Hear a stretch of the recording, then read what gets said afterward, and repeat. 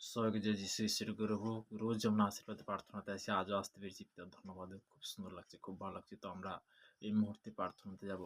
সর্বশক্তিমান ঈশ্বর পিতা, তোমার মহানামে ধন্যবাদ করি। পিতা স্বর্গ পিতা সিংহাসন পিতার পাদে তোমার চন্দ্রনে অসংখ্য ধন্যবাদ করি। যে সকল সন্তানের ইউটিউব ফেসবুক রুটিন অনুসারে রোজ তারা জীবিত করতে একটু মহামা আশীর্বাদ করবে। দেখো 2025 সাল আছে, দেখো আপনার সাল আছে 2026 সালে, দেখো ডবল ডবল তুমি আশীর্বাদ করো পিতা। পিতাকে সর্বদিকে যারা দেশ বিদেশ কিন্তু গর্ভের মধ্যে কাজের মধ্যে তাদের জন্য প্রার্থনা লাশ কভার করো, তাদেরকে তুমি সুরক্ষিত করো, তাদেরকে দীর্ঘ আশীর্বাদে পরিণত করো পিতা।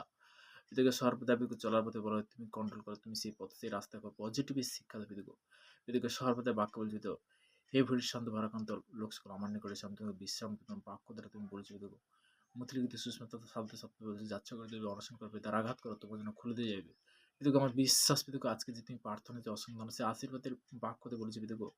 দ্বিতীয় বিবরণ তার 28 এক পদে বলছে, প্রভু তোমার বচন পিতাকে, আমি তোমাকে অর্ধ যে সকল আজ্ঞাদেশ করেছি যত্নপূর্বক পালন করবার জন্য, যদি তুমি আপনার ঈশ্বর সদা মনোযোগ সহকারে কর্ণপাত করো, তবে তোমার ঈশ্বর সদা পৃথিবীর সমস্ত জাতির উন্নত করবেন। আমার বিশ্বাস পিতাকে প্রত্যেকটা সন্তানকে তুমি সেইভাবে তুমি আশীর্বাদ করো পিতাকে। যারা নতুন কি পুরানো পিতাকে তাদেরকে তুমি সেইভাবে সঠিক পথ তুমি দেখো, সঠিক রাস্তা হবে দেখো। তুমি বাক্য বলেছে দেখো যিশুই পথ দেখো।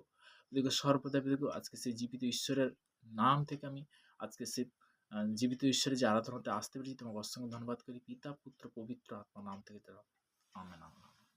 জয় যিশু। সবাইকে জয় যিশু ঈশ্বরের গৌরব হোক।